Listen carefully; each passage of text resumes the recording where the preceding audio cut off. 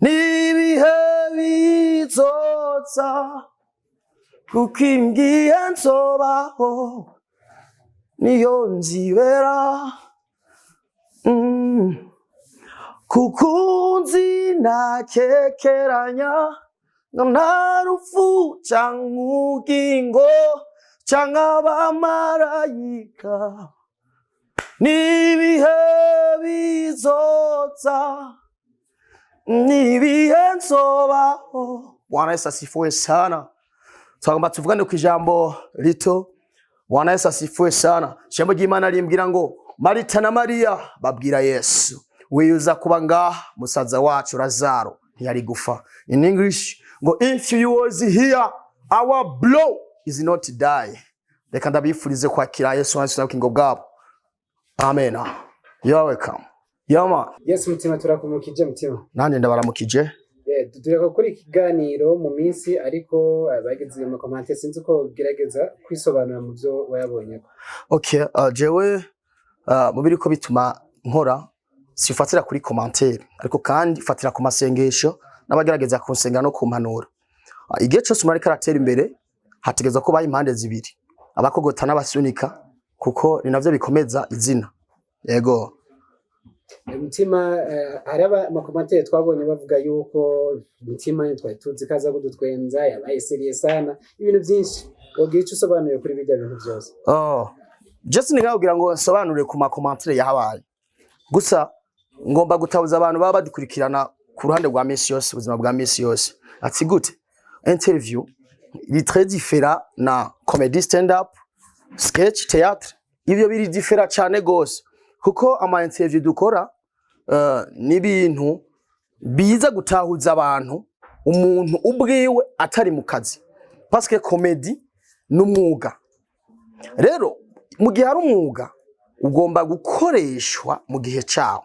Par exemple Mutima no mu comedy sinova ngaha nirukanga nambaye impuzu zitabaguritse no muri biro y'umuntu runaka mutife ngo ndi comedy no mugabo kuri stage ndashobora gukora gutwenza abantu atamupira nambaye ndi imbere y'abantu ndi muri mariage ndiko ndamodera ndashobora kwambara costume bitavuze ko ahantu ndi nahubahutse canke ndahubaha cyane ariko ikintu cyose n'umwanya wacu.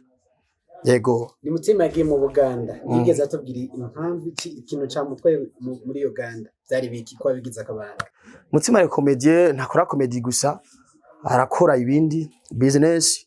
Rero vuba tuzamenyesha ivyari bitumye tuja muri Uganda ariko kandi nibaza ko nta ruhomba rwahabaye mwaramenye ko twashoye kumara iminsi igera kuri 3 turiko turakora kugira ngo bigende neza. Mutima Le Comedien tubona mu makontra menshi nibaza ko kugira ngo shobore kuba afise kontra nyinshi kuri no mwanya tugezeko sikubera turi ibihangange sikubera turi abantu ba mbere ariko nibaza ko kugira ngo amakontra bandanye aza ari menshi n'abantu batwizigira guserukira ivyashara vyabo canke ibindi bintu bakora subuhizi.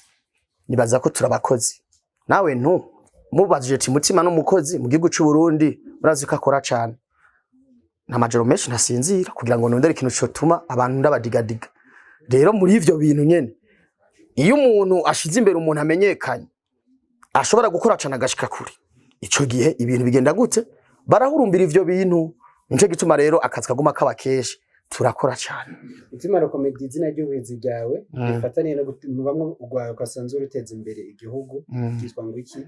Igituma nitwa Mutima Le Comedien twarakinye kuri skepesi hari abantu benshi skepesi Nyakabiga tukina sketch twitwa Mutima hame sketch la traininga cyane abantu bashaka banyita Mutima haragira igenda icana navuga ati foko shirako Le Comedien niyo mpamvu comedy yawe fashiki mu bintu bijanye n'iterambere ry'igihugu.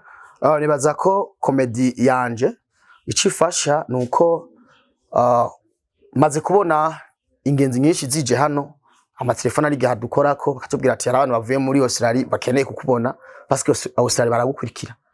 Ikindi kintu iza gufasha mu gihugu cyacu muri kwa guhindura igicapo amakungu nko muri Uganda turavuga za Kampala turavuga Tanzania hari abantu benshi bakurikirana Mutima.